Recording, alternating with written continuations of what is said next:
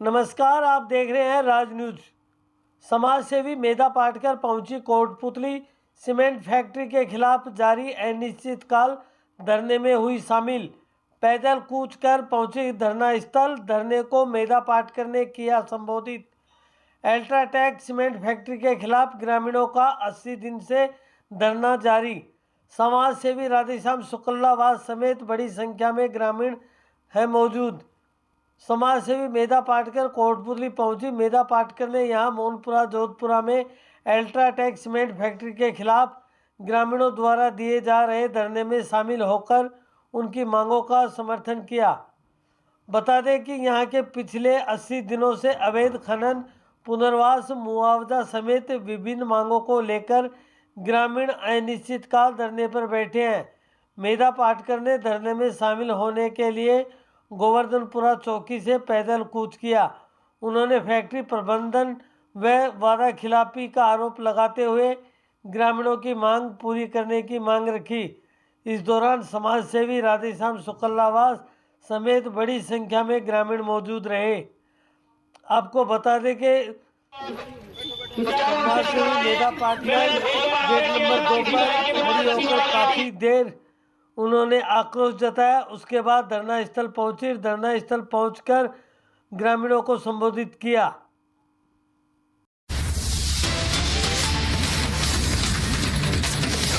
देखिए, ग्रामीण महिला जब इतनी बड़ी ताकत में बच्चे, युवाओं के साथ, बुजुर्गों के साथ धरातल पर उतर आती है तो वो बिना कारण नहीं होता है। यहाँ मोहनपुरा जोधपुरा के साथ जो हुआ है वो अल्ट्राटेक बिल्डर की, अल्ट्राटेक सीमेंट कंपनी की, माइनर्स की, खदानकर्ताओं की अन्याय की हकीकत है और अन्याय को अत्याचार तक अभी पहुंचाया गया है। क्योंकि ये प्रदूषण सीमेंट से, आज हम लोग आ रहे हैं इसलिए उन्होंने सुबह 11 बजे तक पेड़ों पर पानी डालकर धोने की कोशिश की। हम तो इनकी सच्चाई सामने रखकर धुलाई करने के लिए आए हैं। आज ये जो अल्ट्राटेक सीमेंट फैक्ट्री है उसने मध्य प्रदेश के आदिवासियों के साथ जो दुर्व्यवहार किया है, उन पर जो अन्याय और अत्याचार किया है, उसी प्रकार का यहाँ भी चल रहा है। और इतने सालों से आधा मोहनपुरा को कहीं बसा दिया तो क्या वो संपूर्ण पुनर्वास हुआ है? क्या वो संतुष्टजनक है? नहीं। और आधा मोहनपुरा जोधपुरा जो भी आज घर घर में दरारें हैं तो जिंदगी में दरार पड़ी है और बच्चे अभ्यास नहीं कर पाते हैं। प्रदूषण के कारण सांस की बीमारी से अभी यहाँ के एक भाई के पिताजी 15 दिन पहले गुजर गए हैं, तो कई सारी बीमारियां फैल गई है। ये सब संविधान के खिलाफ है, कानून के खिलाफ है।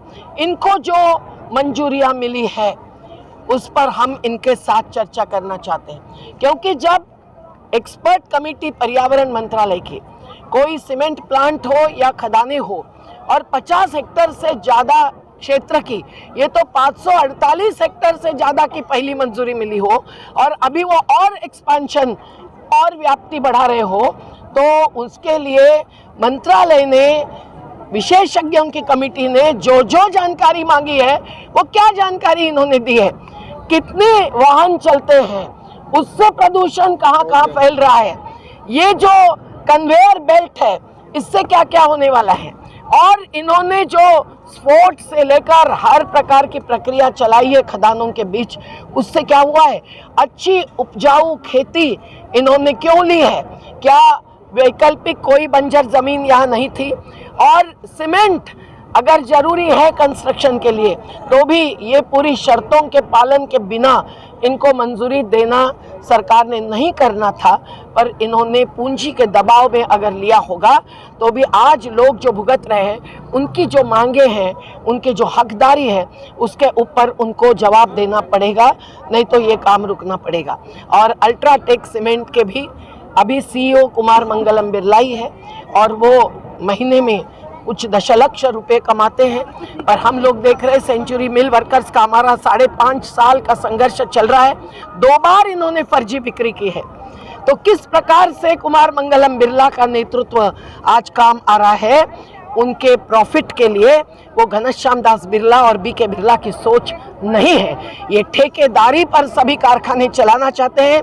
ये आदिवासियों की ज़मीन, किसानों की ज़मीन, मजदूरों का रोजगार छीन कर अपनी मुनाफाखोरी बढ़ाना अगर चाहते हैं तो ये हमें मंजूर नहीं है। और इसीलिए जब इतने दिन से यहाँ बैठे हैं तो कंपनी के मैनेजमेंट की क्या हिम्मत नहीं है इनसे बात करने की।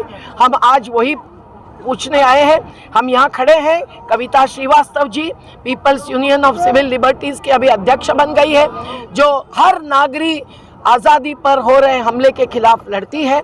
आज हमारे साथ कैलाश मीणा जी है, जिन्होंने कई सारे संघर्ष किए हैं। राधेश्याम शुक्ला जी है। कोटपुतली की कई खदानें आखिर बंद करनी पड़ी। जब शुरुआत में हम आते थे तो किसी को लगता नहीं था कि सिलिकोसिस की बीमारी बंद होगी, उनको कुछ मिलेगा, खदानें बंद होगी, लेकिन हर खदान एनजीटी के आदेश से बंद करनी पड़ी है। तो आज ये प्लांट भी कैसा चलेगा और कैसा नहीं चलेगा ये हमें तय करना है। और इसलिए अगर आज हम लोगों को पुलिस ने, जब गवाह वही है, तो हमने कहा है उनको कि आप नुमाइंदों को पूछो। आज क्या है, व्हाट्सएप पर सभी अधिकारी है, सभी पदाधिकारी है। एक फोन पर ये कुमार मंगलम बिरला जी से पूछे कि हमारे साथ चर्चा करने के लिए वो अपने नुमाइंदों को मंजूरी दे रहे हैं या नहीं। अगर नहीं चर्चा की तो इसका मतलब उनमें संवादशीलता नहीं है, उनमें संवेदना नहीं है और उनमें हिम्मत भी नहीं है। इसलिए आज अभी लगभग 1.5 घंटा हो चुका है आपके आए हुए। नहीं, तो वो क्या कंपनी ने या आपने किसने संपर्क किया अभी तक जवाब? हाँ, पुलिस अधिकारी है तो उनके द्वारा। महाराष्ट्र में ऐसा होता है भाई कि जब जुलूस आता है, कोई धरना धरता है तो पुलिस अधिकारी मध्यस्थी बनते हैं। होता रहा है, वो ले गए। तो गहलोत सरकार से हमारी अपेक्षा कुछ अलग होनी चाहिए कि नहीं, कि वही होनी चाहिए जो योगी जी और मोदी जी के सरकार के बारे में होती है। हम लोग परीक्षा सबकी ले रहे हैं और अभी तक जवाब नहीं आया है। क्या राधेश्याम भाई जवाब दिया है पुलिसों ने? अभी आ रहे हैं, अभी आ रहे हैं। कौन आ रहे हैं? अभी नायब तहसीलदार जी हैं और पुलिस इंस्पेक्टर हैं। नहीं, कारखाने के भी कोई आ रहे हैं क्या? उनसे बात हुई उनकी, वो आपको अच्छा, बताएंगे। ठीक है, ठीक है। अभी एक सवाल है कि अधिकारी आ रहे हैं, उनसे हम और आगे की चर्चा करेंगे। हम किसी के संवाद पानी जब पानी खींच के ले रही है तो अरवली के आज की परिस्थिति क्या है ये कैलाश मीणा जी बताएंगे। अधिकारी आ चुके हैं। मेरा सवाल है कि क्या ऐसे में पुनर्वास मांग काफी है यहाँ के लिए? नहीं, केवल काफी नहीं है, इसीलिए हम पूरी चर्चा के बाद ही तय करेंगे कि हमारा हक क्या होगा।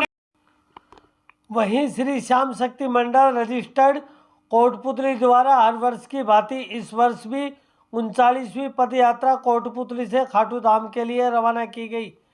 मंडल के मुकेश सैनी और जनार्दन पटवारी के साथ भीम पटेल द्वारा विधिवत पूजा करवाकर पदयात्रा को पूरे गाजे बाजे के साथ भजनों के गाते हुए रवाना किया गया। यात्रा में पदयात्रियों के साथ भीखाराम सैनी, भूरेलाल, शिवनाथ, धनजी, श्यामलाल टेलर, लीलाराम, नरेश शेखावत, नरेश शर्मा, दिनेश सैनी, मुकेश फौजावाली, लीलू सैनी, धर्मेंद्र शर्मा, पुष्पेंद्र, अमर सिंह फौजावाली, राजेश सैनी, महेंद्र सैनी, अशोक सैनी, सुरेंद्र सैनी, शाहरुख।